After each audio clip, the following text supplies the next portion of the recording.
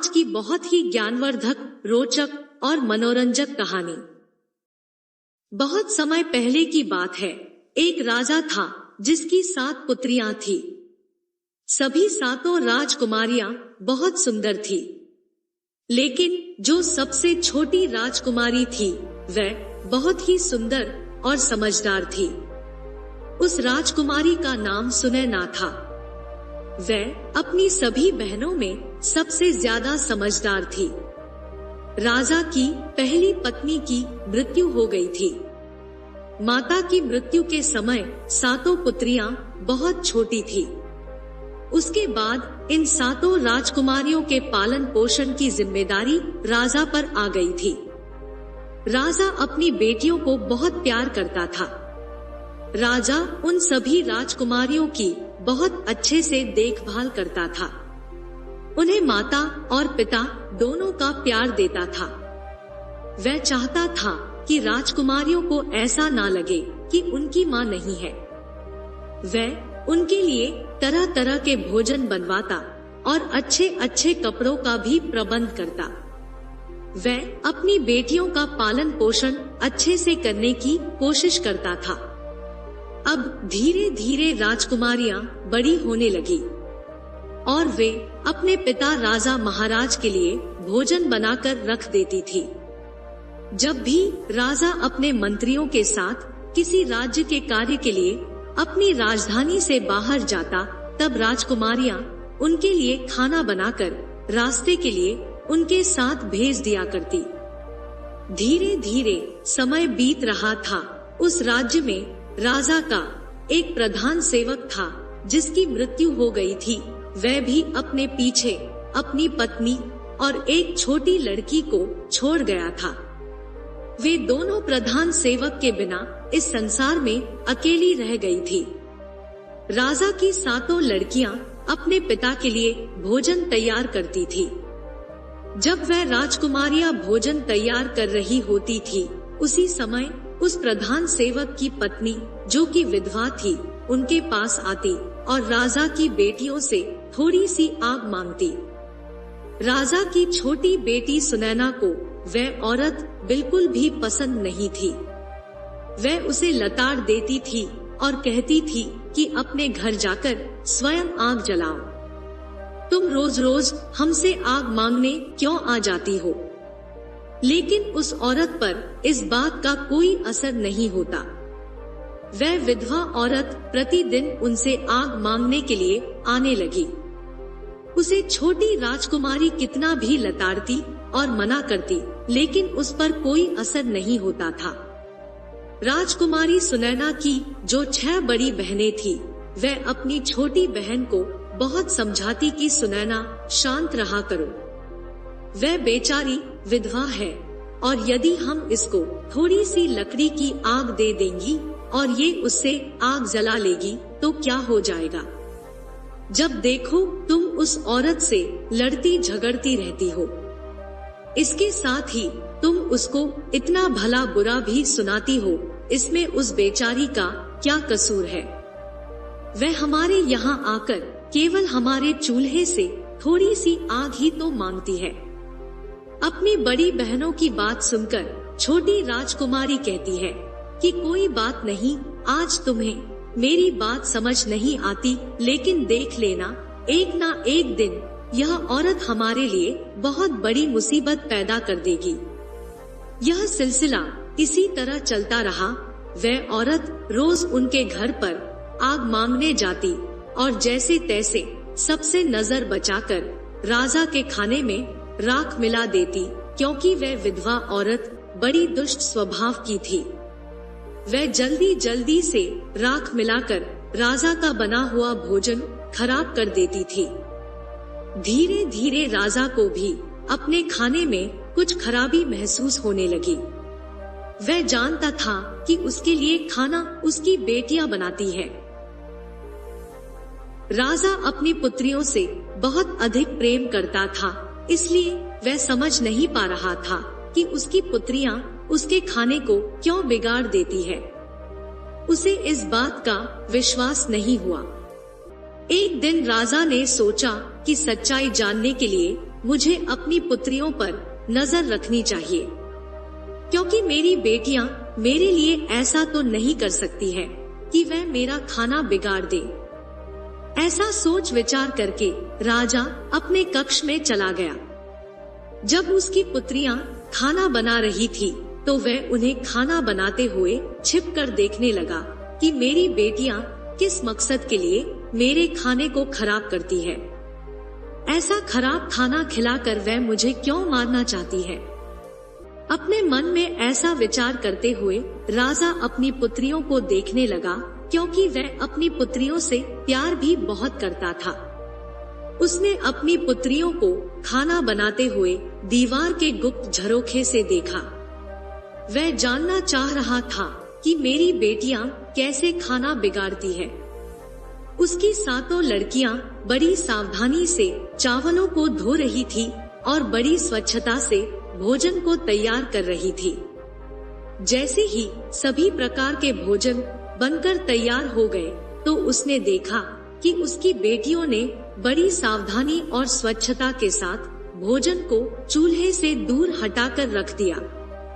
इसके बाद राजा ने जो देखा उसे देखकर वह बड़ा ही आश्चर्यचकित हुआ। राजा ने देखा कि प्रधान की विधवा आग लेने के लिए उनके घर पर आई और उसने अपने घर पर भोजन को पकाने के लिए आग मांगी। तभी सुनैना उस पर क्रोधित हो गई और उसे खरी खोटी सुनाने लगी। सुनैना उससे कहने लगी, जब देखो मुंह उठाए आग मांगने चली आती है। फिर सुनैना की दूसरी बहनों ने उसे समझाया, कोई बात नहीं, आग ही तो मांग रही है, तुम गुस्सा मत करो। जब वह आग लेकर जाने लगी तो उसने राजकुमारियों की नजर से बचकर सारे खाने में राख मिला दी। इस प्रकार उसने सबसे नजरें बचाकर सारा खाना खराब कर दिया।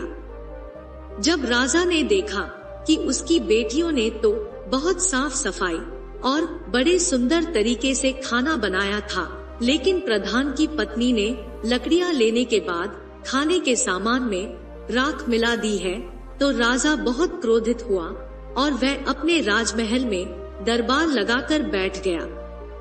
उसने तुरंत अपने आदमियों को प्रधान की पत्नी को पकड़कर लाने के लिए भेज दिया और उनसे कहा कि प्रधान की पत्नी को मेरे सामने शीघ्र पेश करो।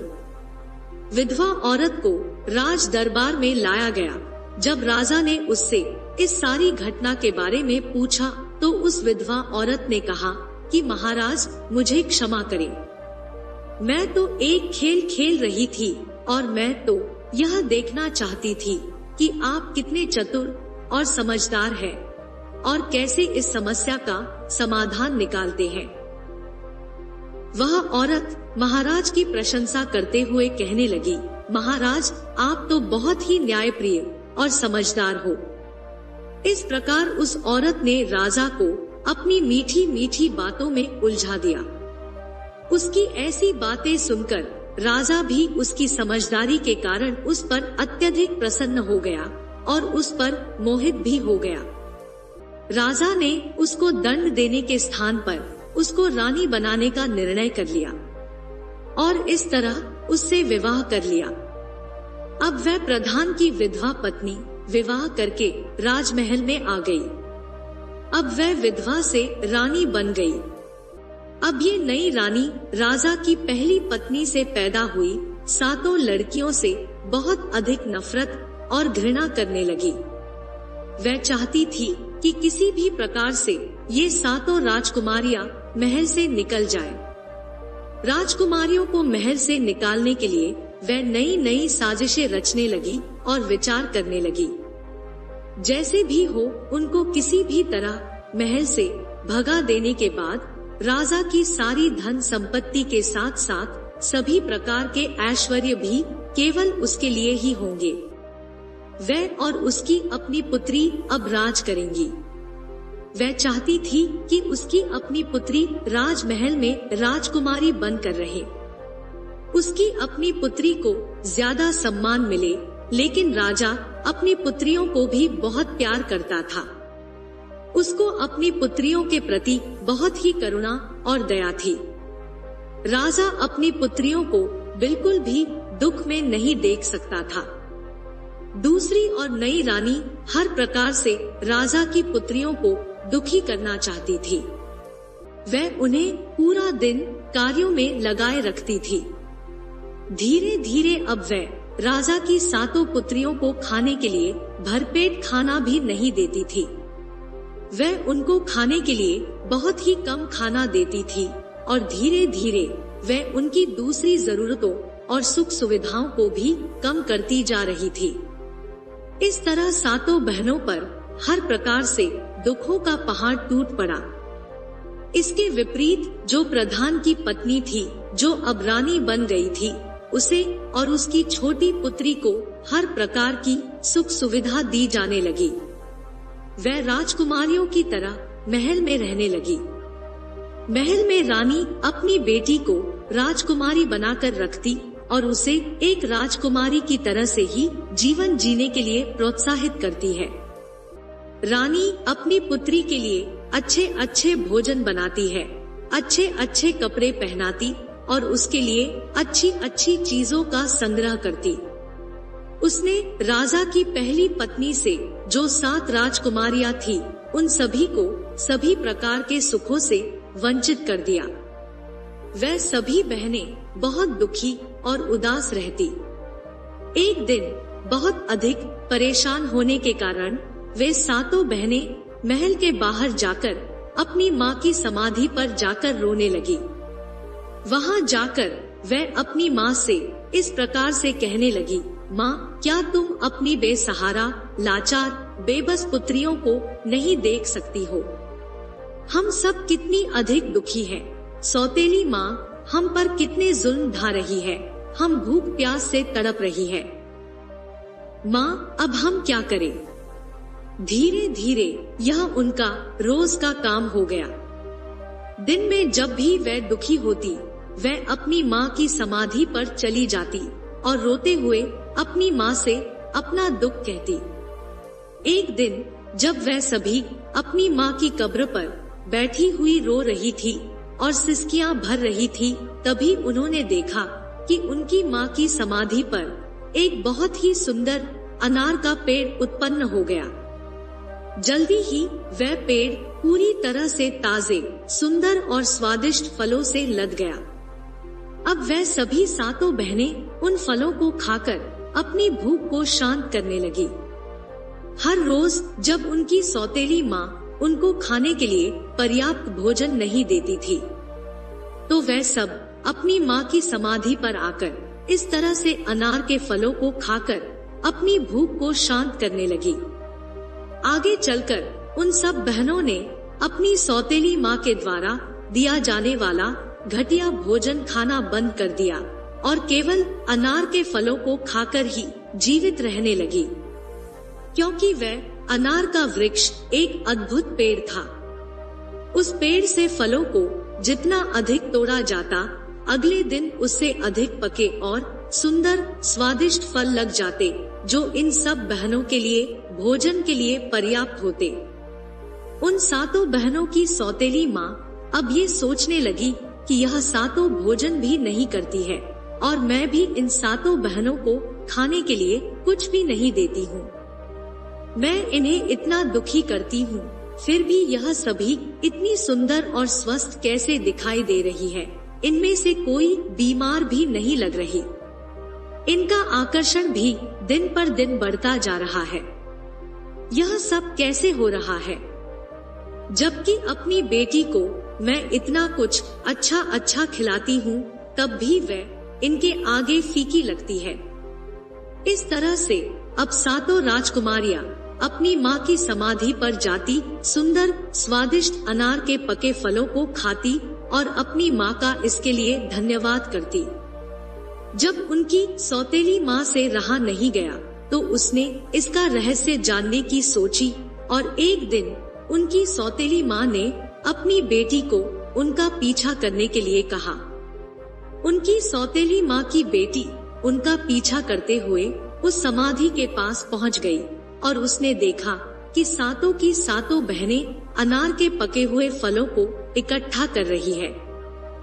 तभी सुनैना ने उसे देख लिया और उसे देखकर सुनैना ने अपनी दूसरी बहनों से कहा कि तुम सब क्या देख रही हो, यह लड़की हम सब का पीछा कर रही है, हम सबको देख रही है, चलो हम मिलकर इसको यहाँ से भगा देते हैं, इन अनार के फलों को छुपा देते हैं, नहीं तो यह यहाँ से जाकर सारी बातें अपनी माँ को बढ़ा चढ़ाकर बताएगी और यह हमारे लिए बहुत बड़ी परेशानी पैदा कर सकती है। लेकिन सुनैना की दूसरी बहनों ने कहा, अरे नहीं नहीं सुनैना, तुम इतनी अधिक परेशान मत हो, यह लड़की तो निर्दोष है, इसकी माँ हमें कष्ट देती है तो इसमें इसका क्या कसूर है। ऐसा कहकर वे उसे अपने पास बुला लेती है और उसको भी खाने के लिए कुछ अनार दे देती है। अब वह लड़की अपने घर आकर अपनी माँ से कहती है कि माँ, यह सभी कोई भूखी नहीं रहती है, इनकी माँ की समाधि पर एक अनार का पेड़ है, यह सभी उस पेड़ से अनार के फल तोड़कर खाती है और उस पेड़ के फल भी बड़े ही अद्भुत है। ऐसा मीठा फल अपने जीवन में मैंने आज तक कभी नहीं खाया। बेटी के मुख से ऐसी बातें सुनकर रानी बहुत गुस्से में आ गई और वह सोचने लगी कि अब मैं इन्हें वहाँ से फल खाने से कैसे रोकूं। अगले दिन उसने अपना पूरा समय अपने कक्ष में ही बिताया। राजा ने अपने कक्ष में आकर रानी से पूछा कि रानी, तुम्हारे दुख और उदासी का क्या कारण है। रानी ने राजा से कहा कि मेरे सिर में बहुत दर्द है और ऐसा लगता है कि जैसे यह दर्द मेरी जान ले लेगा। अगर कोई मुझे मेरे इस दर्द से मुक्त कर सकता है तो वो अनार का सुंदर पेड़ है जो तुम्हारी पहली पत्नी की समाधि पर है, वो अनार का पेड़ ही मेरा यह दर्द दूर कर सकता है। राजा के पूछने पर उसने कहा कि उस पेड़ को उखाड़कर उसकी जड़, उसके तने और साथ में उसके पत्तों को पानी में उबालकर जो जल तैयार होगा, उस उबले जल से मेरे सिर की मालिश करने पर और मेरे द्वारा उसका सेवन करने पर मेरे सिर का दर्द ठीक हो जाएगा। रानी की बात मानकर राजा ने उसी समय अपने नौकरों को अपनी पहली पत्नी की समाधि पर भेजा और कहा कि समाधि पर जो अनार का पेड़ है उसको जड़, तना और पत्तों समेत उखाड़कर मेरे पास यहाँ लेकर आओ। सेवकों ने तुरंत राजा की आज्ञा का पालन किया और उस सुंदर अनार के पेड़ को जड़ से उखाड़ कर ले आए। जैसे रानी ने बताया था, ठीक उसी प्रकार राजा ने सेवकों के द्वारा उस पेड़ को जल में उबालकर रानी के लिए उसे औषधि के रूप में तैयार करवा दिया। उससे रानी के सिर की मालिश की गई और उसे सेवन करवाया गया। सेवन करने के बाद उस क्रूर रानी ने राजा से कहा कि अब मैं बिल्कुल ठीक हो गई हूँ और बहुत अच्छा महसूस कर रही हूँ। जब अगले दिन सातों बहनें अपनी माँ की समाधि पर गई तो उन्होंने देखा कि वहाँ समाधि पर से अनार का वह सुंदर पेड़ गायब हो चुका है। ये देखकर वह सभी परेशान हो गई और उन्होंने बहुत दुखी होकर रोना शुरू कर दिया। वे सोचने लगी कि अब वहाँ माँ की समाधि पर अनार का पेड़ भी नहीं है, वह कहाँ जाएंगी और क्या खाएंगी। अनार का पेड़ ना होने के कारण अब वह सभी फिर से भूखी मरने लगेंगी। दुखी होकर वे अपनी माँ से प्रार्थना करने लगी।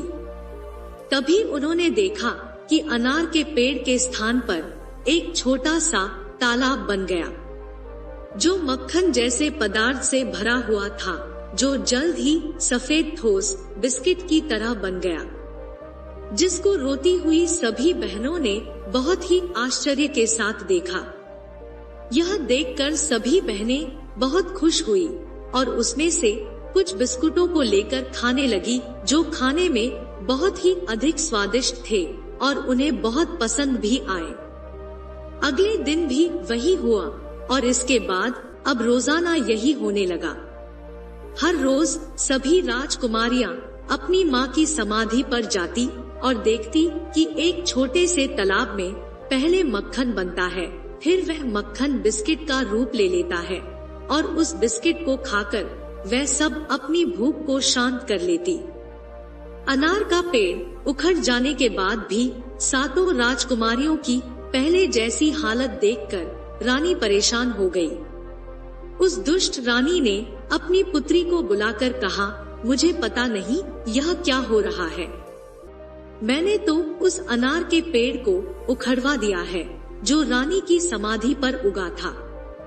फिर भी वह सब लड़कियां बिल्कुल भी दुखी नहीं लगती, ना ही वह उदास है और ना ही वह दुबली पतली हुई है। फिर वह अपना भोजन कहाँ से खाती है, क्योंकि महल में जो भोजन मैं उन्हें देती हूँ उसे तो वह खाती नहीं है।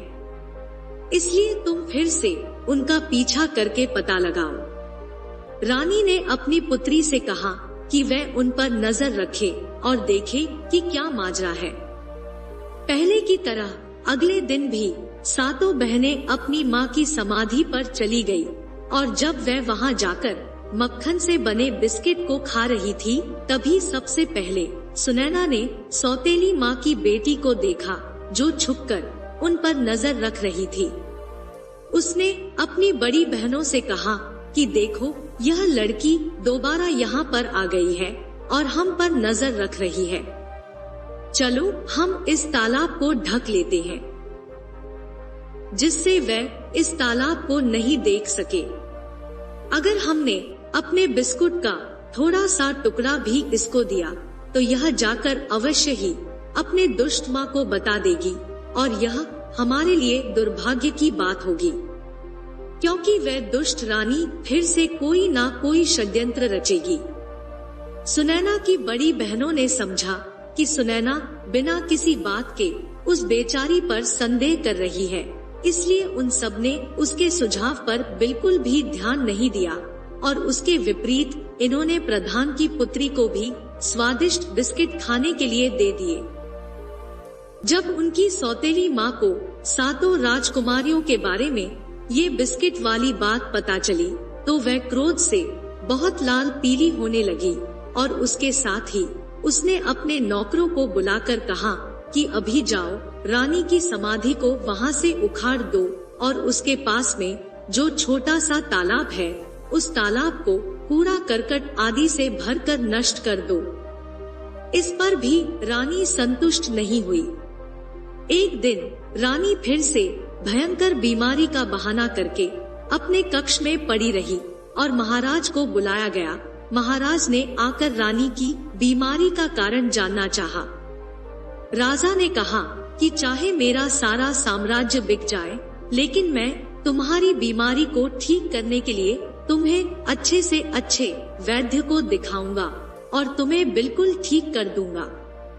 लेकिन वह रानी तो अपनी चाल चल रही थी, वह तो स्वभाव से ही दुष्ट थी। तो वह दुष्ट रानी कहने लगी कि इतना कुछ करने की जरूरत नहीं है, मेरे जीवन को तो केवल तुम्हारा एक छोटा सा कार्य ही बचा सकता है। राजा ने कहा, तुम कहो तो सही, जो तुम कहोगी मैं उसे अवश्य पूरा करूंगा। इसके लिए मैं तुमसे प्रतिज्ञा करता हूँ। फिर रानी ने कहा, मेरे जीवन को बचाने के लिए तुम एक आवश्यक कार्य कर दो। आपकी जो पहली पत्नी से 7 राजकुमारियां हैं, आप उनकी हत्या कर दो और उनकी हत्या करने के बाद उनका खून मेरे सर और मेरी हथेलियों पर लगाना। इस तरह से उनकी मृत्यु से मेरा जीवन बच जाएगा। इन शब्दों को सुनकर राजा दुख और पीड़ा से भर गया। उसके पैरों के नीचे से जैसे जमीन ही गायब हो चुकी थी। वह मूर्छित सा होकर गिरने वाला हो गया, लेकिन फिर भी राजा ने अपने आप को संभाल लिया। राजा को अपनी प्रतिज्ञा टूटने का भय था और वह अपनी राजकुमारियों को भी बहुत प्यार करता था। फिर राजा ने अपना मन को कड़ा किया और राजकुमारियों को तलाश करने लगा। राजा ने अपनी 7 राजकुमारियों को अपनी माँ की समाधि पर बैठे देखा। राजा उनके पास पहुँचा तो उसने देखा कि उसकी 7 पुत्रियां अपनी माँ की समाधि के पास बैठकर रो रही थी। अपनी पुत्रियों की ऐसी हालत देखकर राजा का हृदय कांप उठा, क्योंकि वह अपनी बेटियों से बहुत ही प्रेम करता था। एक तरफ उसकी रानी की इच्छा और राजा की प्रतिज्ञा, और दूसरी तरफ उसकी बेटियों का जीवन। उसे समझ नहीं आ रहा था कि वह क्या करे। अपनी पुत्रियों के पास पहुंचकर राजा प्रेम पूर्वक अपनी पुत्रियों से बोला कि तुम मेरे साथ इस महल से बाहर जंगल में चलो। पिता की बात मानकर वह सभी उसके साथ चल पड़ी। वह उन सभी को लेकर जंगल की ओर चल दिया। जंगल में कुछ दूर जाकर एकांत में राजा ने आग लगाई और उन सब के लिए कुछ चावलों को पकाकर उनको खाने के लिए दिया। दोपहर का समय था। इस समय बहुत अधिक गर्मी हो रही थी, जिसके कारण सभी सातों बहनें खाना खाने के बाद गहरी नींद में सो चुकी थी। जब राजा ने देखा कि सातों बहनें सो चुकी हैं, तो वह चोरी से छुपकर उन लड़कियों से निगाह बचाकर वहां से भाग गया। उन सब को गहरी नींद में सोते हुए राजा ने वहीं पर छोड़ दिया। राजा अपने मन में यह सोचकर खुश था कि चलो, हमारी पुत्रियां जहाँ कहीं भी रहेंगी, कम से कम जीवित और ठीक तो रहेंगी। वे अपनी सौतेली माँ के अत्याचारों से तो बची रहेंगी या कहीं जाकर अपना जीवन गुजार लेंगी। साथ ही उसने भगवान से प्रार्थना की कि वह इस एकांत जंगल में उसकी पुत्रियों को भूखे प्यासे किसी जानवर के भोजन के रूप में मृत्यु को प्राप्त हो जाने से बचाए। राजा इस प्रकार सोचते हुए और बार बार भगवान से प्रार्थना करते हुए वहां से चला गया।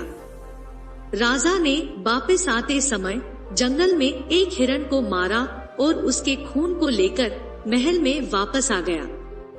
उसने रानी के सिर और हथेली पर उस हिरण के खून को लगा दिया। उस क्रूर रानी ने सोचा कि राजा ने सच में सातों राजकुमारियों को मार दिया है। उसने राजा से कहा कि अब वह बिल्कुल ठीक महसूस कर रही है। उधर जंगल में राजा के चले जाने के बाद सातों बहनों की नींद खुल गई।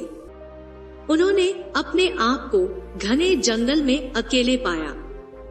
जब उन्होंने अपने चारों तरफ भयंकर जंगली जानवरों के चिंघाड़ने की आवाजों को सुना, तो उन आवाजों को सुनते ही वे डर कर कांपने लगी।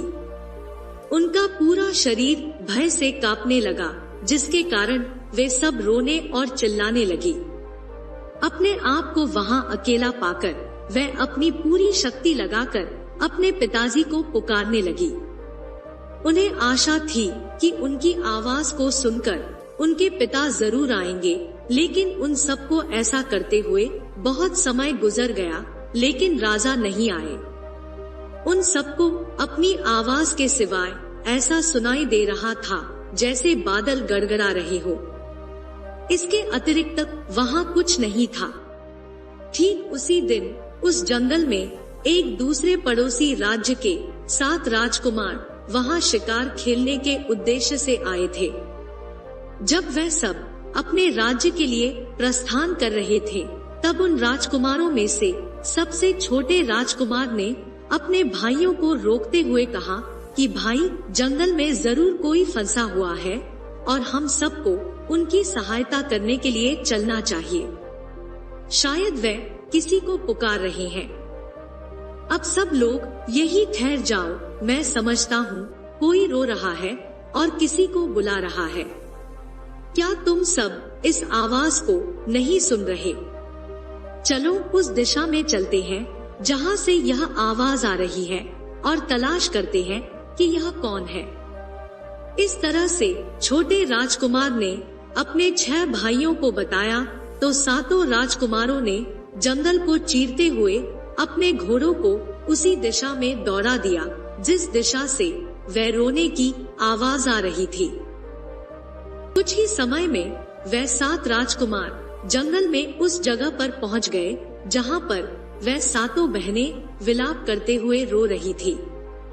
उन सबको इस तरह से विलाप करते हुए देखकर राजकुमारों को दया आ गई। सबसे बड़ा राजकुमार बहुत अधिक आश्चर्यचकित हुआ और उसने बड़ी व्यग्रता से उनसे पूछा कि तुम सब यहाँ पर कैसे फंस गई हो और तुम कौन हो? उन राजकुमारियों ने अपनी सारी कहानी उन सातों भाइयों को सुना दी। तब सातों राजकुमारों ने यह निश्चय किया कि भगवान की कृपा से यह सातों राजकुमारियां हमें मिली है। इनको हमें अपने साथ अपने राज्य में ले जाना चाहिए और इनके साथ विवाह करके इन्हें अपने साथ ही रखना चाहिए। इस तरह से सबसे बड़े राजकुमार ने सबसे बड़ी राजकुमारी से विवाह किया, दूसरे ने दूसरी राजकुमार से। इस तरह से सातों राजकुमारों ने विवाह कर लिया। सबसे छोटे राजकुमार ने राजकुमारी सुनैना से विवाह कर लिया, जो कि सबसे अधिक बुद्धिमान और सुंदर थी। 7 राजकुमारों की शादी 7 राजकुमारियों से हो गई। विवाह करने के बाद सातों राजकुमार अपने राज्य में वापस लौट आए। उनके वापस आने पर पूरे राज्य की प्रजा में खुशी की लहर दौड़ गई। करीब 1 साल बाद सुनैना, जो सबसे छोटी राजकुमारी थी, उसको एक बेटा हुआ। बेटा होने पर परिवार के सब लोग खुश थे। उन्हें ऐसा लगता था कि लड़के का एक पिता नहीं बल्कि 7 पिता है और 7 माताएं हैं। वह सब उसे बहुत प्यार करते थे और सब मिलकर अपने बच्चे की तरह उसका पालन पोषण करते थे। इस तरह से धीरे धीरे समय बीतने लगा। वे बहुत खुश थे। इस तरह धीरे धीरे सुनैना का बेटा 2 साल का हो गया। एक दिन 7वें राजकुमार ने अपने भाइयों से कहा कि शिकार खेलने का मन है, मैं शिकार पर जाना चाहता हूँ। उसने अपनी पत्नी सुनैना से भी कहा कि मैं शिकार पर जाना चाहता हूँ। सुनैना और अपने भाइयों से आज्ञा लेकर वह शिकार पर निकल गया। लेकिन कई दिन बीत जाने के बाद भी वह वापस नहीं आया और दिन पर दिन बीतते गए, लेकिन राजकुमार नहीं आया। यह कोई नहीं जान सका कि वह कहाँ चला गया और वापस क्यों नहीं आया। यह जानकर राजकुमारियों को बहुत दुख हुआ जब उनके पति कहने लगे कि हम भी वहाँ जाएंगे और उसे ढूंढ कर लाएंगे। उसके भाइयों ने कहा कि वे अपने भाई के बारे में जाकर देखेंगे कि उसके साथ क्या हुआ और वह कहाँ चला गया है। वह सभी 6 राजकुमार छोटे राजकुमार की तलाश में राजमहल से निकल पड़े, लेकिन वह 6 भाई भी वापस नहीं आए। यह जानकर सातों राजकुमारियों को बड़ा दुख हुआ। जब उनके पति वापस नहीं आए तो उनके मन में विचार आने लगे कि उनके पतियों को किसी ने जंगल में मार दिया या उनके साथ कुछ गलत हुआ है। धीरे धीरे कुछ और दिन बीत गए, लेकिन सातों भाइयों में से कोई भी वापस नहीं आया। एक दिन सुनैना अपने पुत्र को पालने में झूला रही थी और सभी बहनें नीचे के कमरे में काम कर रही थी। ठीक उसी समय कोई महल के दरवाजे पर आया जिसने काला लबादा पहन रखा था। वह स्वयं को एक साधु बता रहा था और वह भिक्षा मांगने के लिए आया है। नौकरों ने कहा कि तुम महल के अंदर भिक्षा मांगने के लिए नहीं जा सकते। राजा के सभी पुत्र इस समय बाहर गए हुए हैं। हम सबको लगता है कि वह सब मर गए हैं और उनकी विधवाओं को तुम्हारे भिक्षा मांगने से परेशानी हो सकती है, इसलिए तुम अंदर मत जाओ। द्वारपाल ने उसे खूब रोकने की कोशिश की, लेकिन उस आदमी ने कहा कि मैं एक साधु हूँ और साधु को भोजन खिलाना और साधु को भिक्षा देना कोई गलत काम नहीं है। लेकिन वास्तव में वह कोई साधु नहीं था। वह तो एक जादूगर था जिसका नाम कालिया था। जादूगर कालिया ऐसे ही महल में घुस रहा था और उसने वहाँ पर बहुत सी सुंदर वस्तुओं को देखा।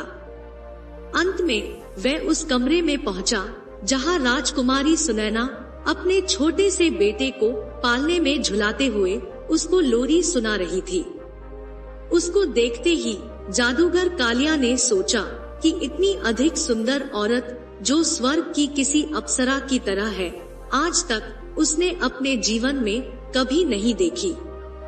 राजकुमारी सुनैना को देखकर वह जादूगर उस पर अत्यधिक मोहित हो गया और सीधा उसके पास चला गया। उसके पास जाकर उसने सुनैना से कहा कि मैं तुमको पसंद करता हूँ, तुम मेरे साथ मेरे घर चलो, मैं तुमसे विवाह करना चाहता हूँ। राजकुमारी सुनैना अपने कमरे में इस प्रकार एक अनजान व्यक्ति को देखकर हैरान थी। ऊपर से वह व्यक्ति उससे इस प्रकार विवाह करने की बात कर रहा था। राजकुमारी सुनैना ने कहा, मैं शादीशुदा हूँ, मेरा पति है। मुझे डर है कि उसकी मृत्यु हो चुकी है, फिर भी मेरा यह छोटा सा बेटा है जिसके लिए मैं निश्चित रूप से यही रहूंगी और इसका पालन पोषण करूंगी। दुनिया में जीने के लिए मुझे पति के अलावा मुझे अपने बेटे के सहारे की जरूरत है जो मेरे पास है।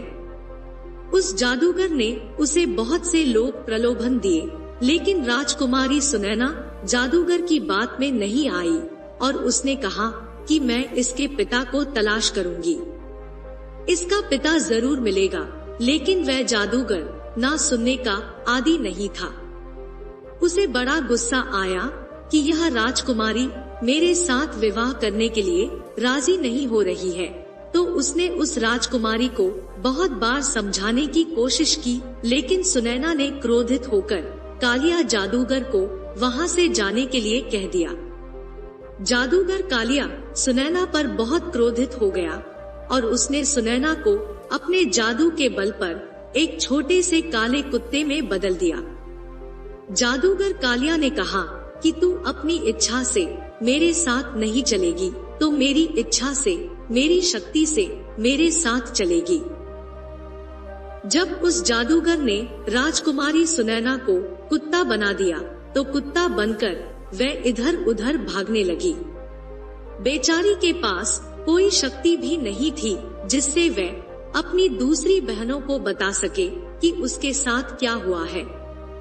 विवश होकर वह एक कुत्ते के रूप में अपनी विवशता लिए जादूगर कालिया के इशारे में चलने लगी। जादूगर कालिया जैसे ही महल के दरवाजे से पहुंचा, तो द्वारपालों ने उससे पूछा कि तुमने इस छोटे से कुत्ते को कहां से लिया है? तो उस जादूगर ने जवाब दिया कि राजकुमारियों ने इस कुत्ते को मुझे एक उपहार के रूप में दिया है। यह सुनते ही द्वारपालों ने उसे कुछ भी पूछे बगैर महल के दरवाजे से बाहर जाने दिया। कुछ समय बाद सुनैना की दूसरी बड़ी 6 बहनों ने अपने भांजे के रोने की आवाज सुनी। जब वह सीढ़ियों से चढ़कर उसके कमरे में गई, तो उन्होंने देखा कि वहां कमरे में कोई भी नहीं था। उन्होंने चारों ओर देखा, लेकिन उन्हें सुनैना कहीं दिखाई भी नहीं दे रही थी। फिर उन्होंने सेवकों से पूछा, तो सबने उन्हें बताया कि कोई साधु आया था। उन्होंने उस साधु के काले कुत्ते के बारे में भी उनको बताया। राजकुमारियों ने अंदाजा लगा लिया कि जरूर सुनैना के साथ कुछ बुरा हुआ है और वह हमें छोड़कर चली गई है। उसके साथ जरूर कोई षड्यंत्र रचा गया है। अब धीरे धीरे समय गुजरता रहा। सुनैना के पुत्र को 6 मौसियों ने मिलजुल कर पाल लिया और वह अब 14 साल का हो गया था। एक दिन उसकी मौसियां उसे अपने परिवार का इतिहास बताने लगी। राजकुमार ने सब कुछ ध्यान से सुना। वह राजकुमार अपने माता पिता और ताऊओं के बारे में सुनकर बहुत दुखी हो गया। वह राजकुमार अपने माता पिता और अपने ताऊओं को ढूंढने के लिए बड़ा उतावला हो उठा। उसने दृढ़ संकल्प कर लिया कि वह संसार में कहीं भी, किसी भी कोने में, जहाँ भी उसके परिवार वाले होंगे, वह उन्हें ढूंढकर जरूर लाएगा।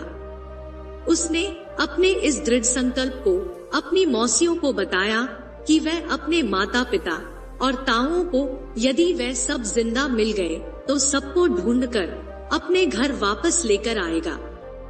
उसकी मौसियों को उसके दृढ़ संकल्प के बारे में जानकारी होने पर सब उसे रोकने लगी।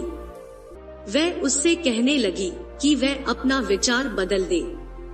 वे कहने लगी कि बेटा, जो लोग जाने थे वह लोग चले गए, अब कहीं हम तुम्हें भी ना खो दे। हमने अपने पतियों और अपनी बहन को तो खो दिया और अब हम तुम्हें खोना नहीं चाहती। उनकी तरह यदि तुम भी हमसे दूर चले गए तो हम किसके सहारे जिंदा रहेंगे और जिंदा रहकर भी क्या करेंगे।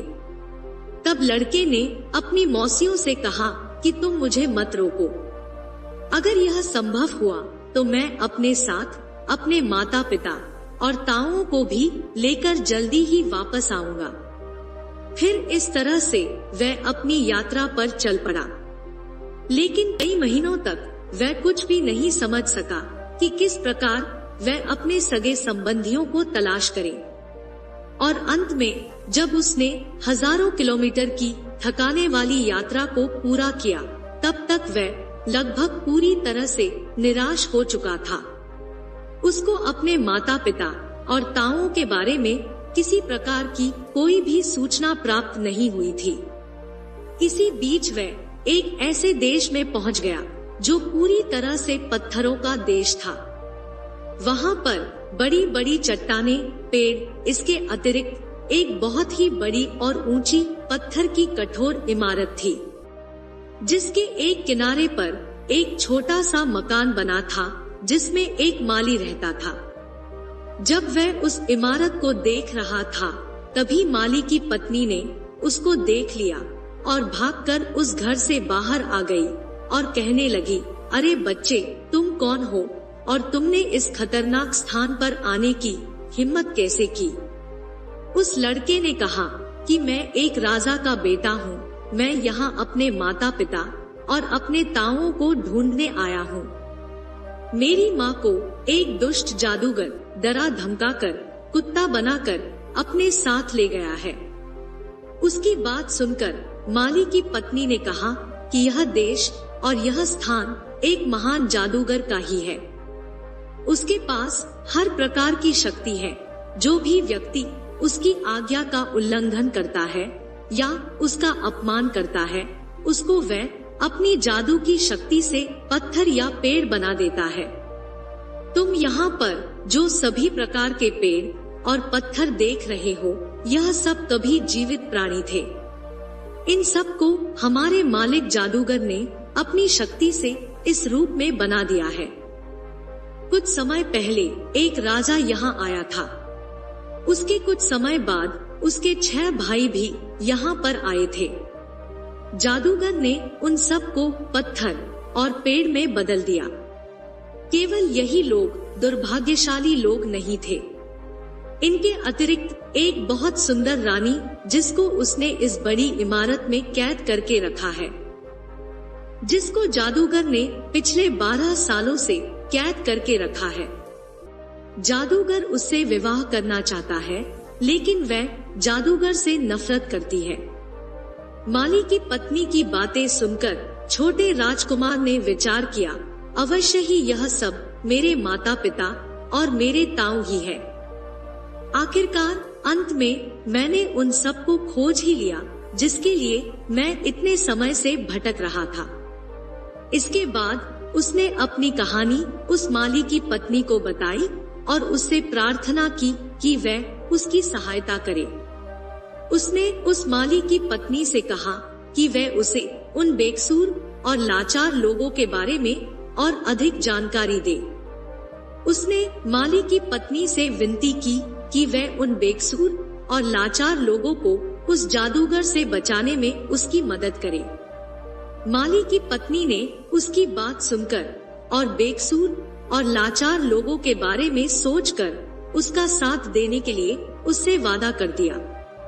उसने सोचा कि हो सकता है कि इसकी मदद करके हम भी इस जादूगर से बच जाएं, क्योंकि वह भी उनके जुल्मों के शिकार थे। इसलिए उसने उस लड़के का साथ देने के लिए हामी भर ली। अब इस तरह से दोनों आपस में मित्र बन गए और माली की पत्नी ने उसको अपना रूप बदलने के लिए कहा। उसने समझाया कि तुम अपना रूप बदल लो कहीं जादूगर ने तुमको देख लिया तो वह तुम्हें भी पत्थर में बदल देगा। राजकुमार तैयार हो गया और माली की पत्नी ने उस राजकुमार को अपनी एक साड़ी पहना दी और उसे बता दिया कि आज से तुम सबकी नजरों में मेरी पुत्री हो। उसके थोड़े समय बाद ही एक दिन जैसे ही जादूगर कालिया अपने सुंदर बगीचे में घूम रहा था, तभी वहाँ एक छोटी लड़की को देखकर उस जादूगर ने माली की पत्नी को अपने पास बुलाया और उससे पूछा वह लड़की कौन है।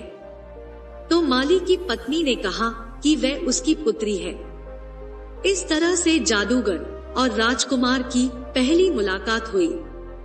राजकुमार एक लड़की के भेष में जादूगर से अपनी पहचान छुपाकर मिलता है और जादूगर उसको देखकर उससे कहता है कि तुम बहुत ही सुंदर हो।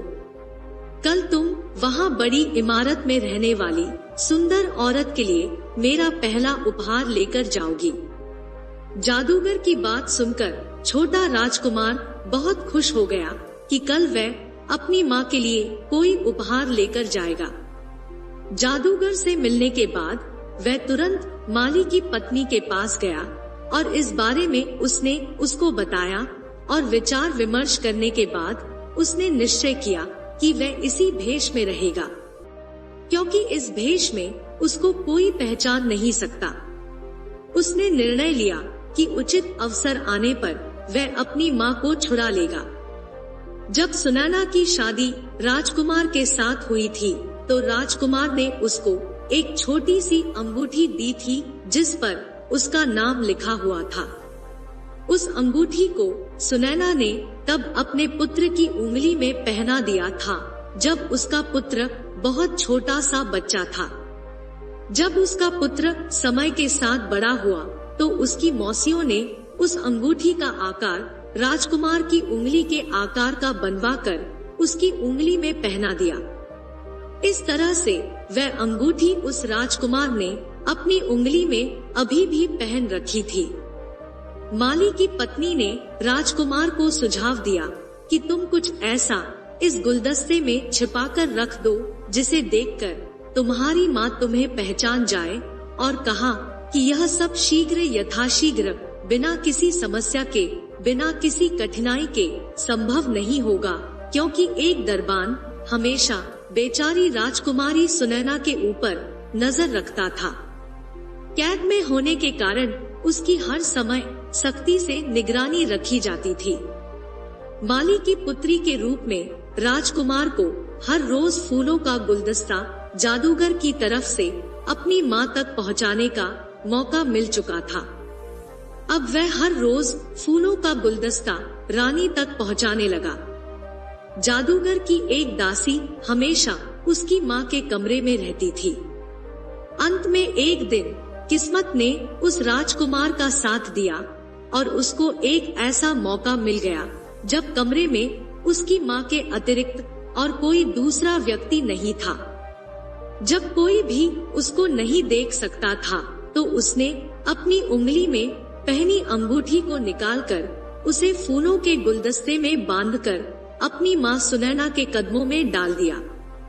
इस अंगूठी के जमीन पर गिरते ही आवाज आई। जैसे ही सुनैना ने उस फूल के गुलदस्ते की ओर ध्यान दिया, सुनैना ने देखा कि इन फूलों के अंदर ऐसा क्या है जो यह विचित्र आवाज कर रहा है। ध्यान से देखने पर उसने एक छोटी सी अंगूठी को फूलों के साथ बंधे हुए पाया। उस अंगूठी को पहचानते ही जब उसने फूलों का गुलदस्ता लाने वाली लड़की की ओर देखा तो लड़की बने राजकुमार ने उसे अपने बारे में बताया। अपने पुत्र द्वारा बताई गई सारी कहानी पर उसको तुरंत विश्वास हो गया। राजकुमार ने अपनी माँ से कहा कि कितनी खोज करने के बाद उसने उनको प्राप्त कर लिया है और उसे बचाने की कोशिश कर रहा है। अपने जीवन को खतरे में डालकर वह अपने माता पिता और ताऊओं को दुष्ट जादूगर कालिया से मुक्त करा कर ले जाएगा। उसकी माँ ने उसको बताया कि उसे इस जादूगर ने पिछले 12 सालों से किस तरह से कैद कर रखा है। और उसने इस इमारत के सारे दरवाजों को भी बंद करके रखा है, क्योंकि वह मुझसे विवाह करना चाहता है। मैंने उससे विवाह करने के लिए मना कर दिया। बेटे ने कहा, माँ, तुमने कालिया जादूगर से 12 सालों तक केवल कठोरता और क्रोध से बात की है। अब तुम जादूगर से कहो कि मैंने इतने लंबे समय तक अपने पति का शौक किया, अब मैं तुमसे शादी करने को तैयार हूँ। इसके बाद दोनों माँ बेटा बैठकर अपनी योजना बनाने लगे और उसको अंजाम देने के बारे में सोचने लगे। बेटा कहता है, इसके बाद आप यह पता लगाना कि उसकी शक्ति क्या है और क्या वह अमर है या उसे मार डाला जा सकता है। सुनैना ने अपने बेटे की सलाह को मानने का निश्चय किया और अगले दिन कालिया जादूगर के लिए उसी प्रकार से संदेश भिजवा दिया जैसा उसके पुत्र ने सुझाव दिया था। जादूगर यह सुनकर बहुत प्रसन्न हुआ और वह जल्द से जल्द शादी करने के लिए कहने लगा। उसके बाद जादूगर कालिया ने सुनैना से महल में चलने के लिए विनती की, लेकिन सुनैना ने उसको कहा कि इससे पहले कि वह उससे शादी करे, उसे उसको थोड़ा और अधिक समय देना चाहिए ताकि वह आपस में और अधिक परिचित हो सके। और उसने कहा कि दुश्मनी जितनी लंबी होती है, दोस्ती होने के बाद उनकी दोस्ती का स्तर और भी मजबूत हो सकता है। इसके बाद सुनैना ने जादूगर से पूछा, क्या आप पूरी तरह से अमर हैं? क्या आपको कभी मृत्यु छू नहीं सकती? क्या आप मानव जाति को महसूस करने के लिए एक महान जादूगर हैं? तब जादूगर ने कहा, तुम ये क्यों पूछ रही हो? तो रानी ने जवाब दिया कि शादी करके आपकी पत्नी बनने से पहले मैं आपके बारे में सब कुछ जानना चाहती हूँ। यदि कोई आपदा आपके ऊपर आ गई तो मैं उसे कैसे काबू करूँगी? पहले पति और पहले पुत्र को तो मैंने खो दिया, लेकिन अगर मैं तुमसे शादी करूँगी और मैं तुम्हें खो दूंगी तो मैं किसके सहारे रहूंगी? कालिया जादूगर ने कहा कि यह सच है, मैं दूसरे के रूप में नहीं हूँ। यहाँ से बहुत दूर सैकड़ों मील की दूरी पर एक घना जंगल है। उस घने जंगल के बीच में एक ढका हुआ गोला है, जहाँ पर केवल ताड़ के पेड़ है और उन ताड़ के वृक्षों के घेरे के केंद्र में 6 बड़े पानी से भरे हुए तालाब है जो एक दूसरे के ऊपर गिरते हैं। छठे तालाब के नीचे एक छोटा सा पिंजरा है जिसमें एक हल्के रंग का तोता रहता है।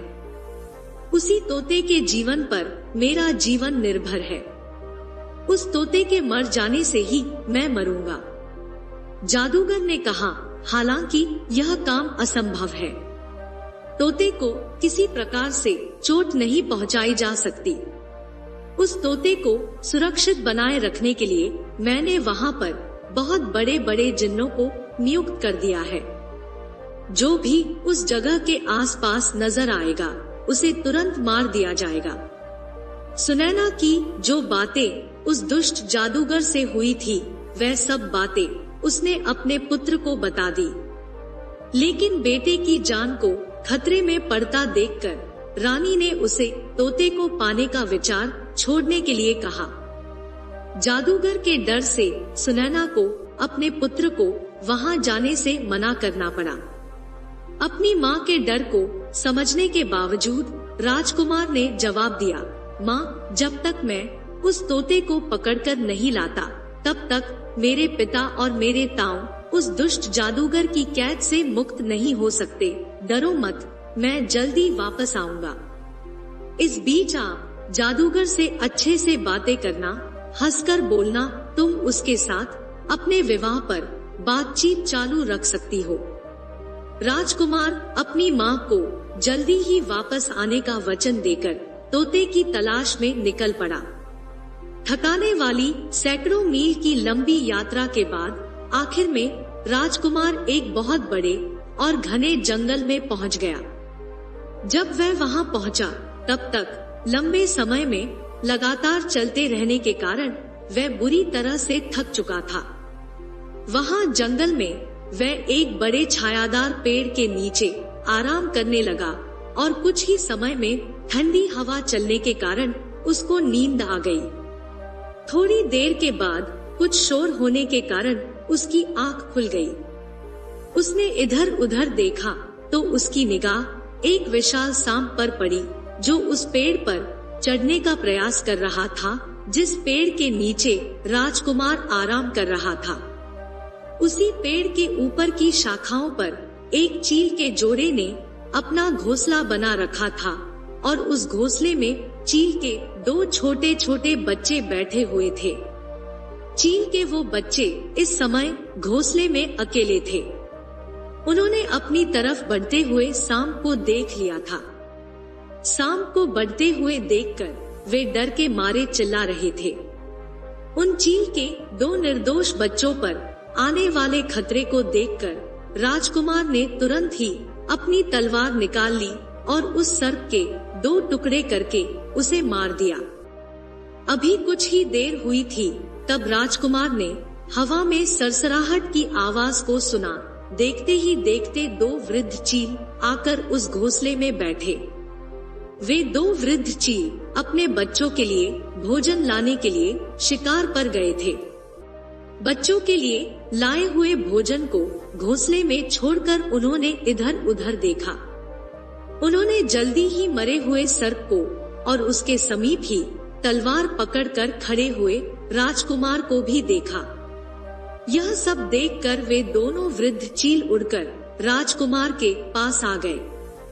उन बच्चों की माँ मादा चील ने राजकुमार से कहा, हे हमारे बच्चों के रक्षक, ये क्रूर निर्दयी सर्प पिछले कई सालों से इसी तरह मेरे निर्दोष बच्चों को खाकर अपना पेट भरता था, लेकिन आज तुमने इस विषैले सांप को मारकर मेरे बच्चों के जीवन की रक्षा की है। हमारे बच्चों के प्राण बचाने के लिए हम आपके आभारी हैं। अगर तुम्हें किसी भी प्रकार से हमारी की जरूरत पड़े तो हमें याद करना। हम तुम्हारी सेवा के लिए जरूर उपस्थित हो जाएंगे और तुम हमारे इन दोनों बच्चों को अपने साथ ले जाओ। तुम अपने सेवक की तरह इन्हें अपने पास रखना। यह सुनकर राजकुमार बहुत अधिक खुश हो गए। उनके पूछने पर राजकुमार ने उन्हें अपनी पूरी कहानी बताई। चीलों ने कहा कि इस जंगल में तुम्हारे बताए हुए स्थान को ढूंढने के लिए हम तुम्हारी मदद कर सकते हैं।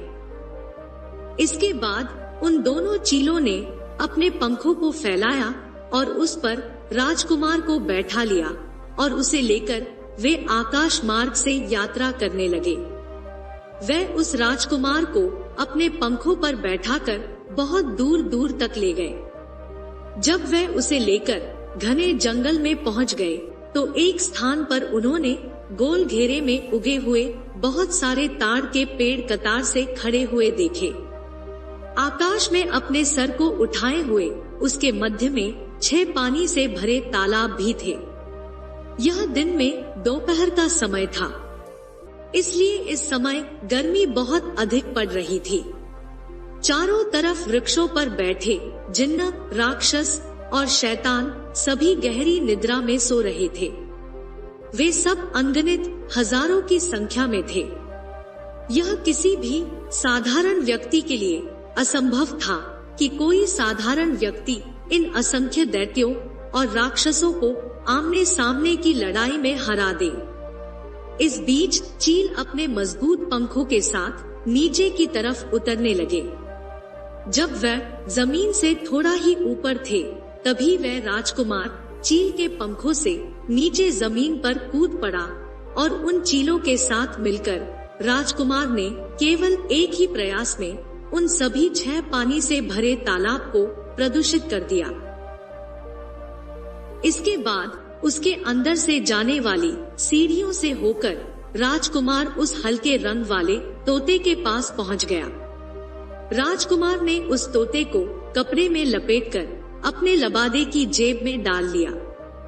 जैसे ही राजकुमार चील के पंखों पर सवार होकर आकाश मार्ग से अपनी यात्रा को चल पड़ा, तब तक नीचे पेड़ों पर रहने वाले सभी जिन्नत, राक्षस और शैतान जो अभी तक सोए हुए थे, वह सभी जाग गए और सभी उनको आकाश में देखकर चिल्लाने लगे। वहां जंगल में पूरी तरह से अफरा तफरी मच गई। उन्हें यह पता लगते ही कि उनका खजाना तो गायब हो चुका है, उन सब की डरावनी चीखों से पूरा जंगल गूंज उठा। सैकड़ों मील की उड़ान भरने के बाद वह चील वहां से बहुत दूर अपने घर पर आ गए। यह वही विशाल वृक्ष था जिस पर उनका घोंसला बना हुआ था। वहां पहुंचकर राजकुमार ने उन बूढ़े चीलों से कहा कि आप अपने इन छोटे चीलों को, अपने बच्चों को वापस ले लीजिए। इन्होंने मेरे लिए बहुत अच्छा कार्य किया है। अगर मुझे कभी इनकी जरूरत पड़ी तो मैं इनको अवश्य ही बुला लूंगा और आपसे सहायता लेने में मैं कभी नहीं हिचकूंगा। इसके बाद राजकुमार ने वहां से अपनी वापसी की यात्रा को शुरू कर दिया और वह तब तक चलता रहा जब तक कि वह एक बार फिर से उस दुष्ट जादूगर कालिया के महल तक नहीं पहुंच गया। वह महल के दरवाजे के पास नीचे बगिया में बैठकर उस तोते के साथ खेलने लगा। जादूगर कालिया ने उसे अपने महल की खिड़की से देखा और तुरंत भागकर उस राजकुमार के पास आया और कहा, मेरे बच्चे, तुम इस तोते को कहां से लेकर आए हो? तुम इस तोते को मुझे दे दो। इसके लिए मैं तुम्हें बहुत धन दौलत दूंगा। लेकिन राजकुमार ने जादूगर को मना कर दिया। राजकुमार ने कहा कि नहीं, मैं अपने तोते को तुम्हें नहीं दे सकता। यह कई सालों से मेरा प्रिय पालतू पक्षी है। फिर जादूगर ने कहा, अगर यह तुम्हारा पुराना और मनपसंद प्रिय पालतू पक्षी है तो मैं समझ सकता हूँ, तुम इसको मुफ्त में तो दोगे नहीं। बताओ, तुम इस तोते की क्या कीमत लोगे? राजकुमार ने कहा कि साहब, मैं अपने प्यारे तोते को नहीं बेच सकता। इसलिए जादूगर कालिया बहुत अधिक भयभीत हो गया और उसने कहा, तुम इसके बदले में मुझसे कुछ भी ले सकते हो, बस तुम मुझे यह तोता दे दो। जादूगर की यह बात सुनकर राजकुमार उससे बोला कि चलो ठीक है, अगर तुम इसके बदले में कुछ देना ही चाहते हो तो मैं भी यह तोता तुम्हें दे दूंगा। राजकुमार की बात सुनकर जादूगर खुश होते हुए बोला, ठीक है, बताओ तुम्हें क्या चाहिए, मैं तुम्हें जरूर दूंगा। अब राजकुमार ने कहा, सबसे पहले तुम उन 7 राजकुमार राजाओं को मुक्त करो जिसको तुमने पत्थर और वृक्ष बना रखा है। जादूगर ने कहा, ठीक है, तुम्हारी इच्छा पूर्ण होगी, तुम मुझे केवल यह तोता दे दो। इसके बाद सुनैना के पति समेत दूसरे 6 राजा अपने प्राकृतिक रूप में आ गए। फिर कालिया जादूगर ने कहा कि देखो, मैंने इन्हें फिर से ठीक कर दिया है, अब तो मुझे तोता दे दो। लेकिन उस राजकुमार ने कहा, इतनी जल्दी भी क्या है, पहले तुम उन सभी लोगों को आजाद करो जिनको तुमने अपनी कैद में कर रखा है। कालिया जादूगर ने कहा, ठीक है। इसके बाद जैसे ही जादूगर ने अपनी छड़ी को घुमाया, सब के सब प्राणी जो कि पत्थर और वृक्ष बने हुए थे, सब अपने अपने प्राकृतिक शरीर में आ गए। इसके बाद वह पूरा बगीचा जो कुछ समय पहले पत्थरों और वृक्षों से भरा हुआ था, चारों तरफ मानव जीवन की खुशबू से महकने लगा। वहाँ चारों तरफ इंसान ही इंसान नजर आने लगे, जो कि सब जीवित होकर सांसें लेने लगे। राजा, पंडित, नौकर चाकर, सेवक, सरदार, घोड़े, हाथी, सैनिक, ना जाने क्या क्या। ताकतवर पुरुष व सुंदर आभूषणों से सुसज्जित औरतें, सैनिकों की टुकड़ियां सब जीवित हो गई। अब जादूगर अपने दोनों हाथ जोड़कर रोते हुए राजकुमार से विनती करने लगा कि तुम मुझे यह तोता दे दो। राजकुमार ने उस तोते को बहुत ही शक्ति से पकड़ लिया और उसके एक पंख को जोर लगाकर उसके शरीर से अलग कर दिया। इसके साथ ही जादूगर का दाहिना हाथ उसके शरीर से अलग हो गया। फिर जादूगर कालिया ने अपने बाएं हाथ को फैलाकर राजकुमार से कहा कि आप यह तोता मुझे दे दो। उसके बाद राजकुमार ने उस तोते के बाएं पंख को उसके शरीर से उखाड़कर कालिया जादूगर की तरफ फेंक दिया, जिससे जादूगर का बायां हाथ भी उसके शरीर से उखड़कर दूर गिर पड़ा। इसके बाद भी वह चिल्लाता रहा कि मुझे मेरा तोता दे दो। कालिया जादूगर अपने घुटनों पर गिर पड़ा। फिर राजकुमार ने उस तोते के पहले दाएं और फिर बाएं पैर को उखाड़कर उसके शरीर से अलग कर दिया। इसके साथ ही कालिया जादूगर के भी दोनों पैर उसके शरीर से उखड़कर उससे दूर जा गिरे। जब कालिया जादूगर के शरीर का कोई अंग उसके साथ नहीं रहा तो वह अपनी आंखों को घुमाते हुए रोते हुए राजकुमार से कहने लगा कि मुझे मेरा तोता दे दो। अब राजकुमार ने उस तोते का सर पकड़कर उसकी गर्दन मरोड़ दी, जिससे उस तोते के प्राण पखेरु उसके शरीर से बाहर निकल गए। इसके साथ ही राजकुमार ने वह तोता कालिया जादूगर के पास फेंक दिया, लेकिन जादूगर कालिया के प्राण पखेरु उसके शरीर को छोड़ चुके थे और वह मर चुका था। इसके बाद राजकुमार के पिता ने अपनी पत्नी सुनैना को बड़ी इमारत से मुक्त किया और इस तरह से राजकुमार अपने सभी संबंधियों के साथ अपने देश के लिए चला गया। दूसरे सभी लोग भी अपने अपने घरों की तरफ चले गए। इस तरह से राजकुमार ने अपने माता पिता और ताऊओं को उस दुष्ट जादूगर कालिया की कैद से छुड़ा लिया। अब वह सभी एक सुखी जीवन जीने लगे। उसकी मौसियां जो उन सभी का इंतजार कर रही थी, वह भी अपने पतियों को देखकर बहुत खुश हो गई और सुख से अपना जीवन व्यतीत करने लगी। आशा करते हैं आपको हमारी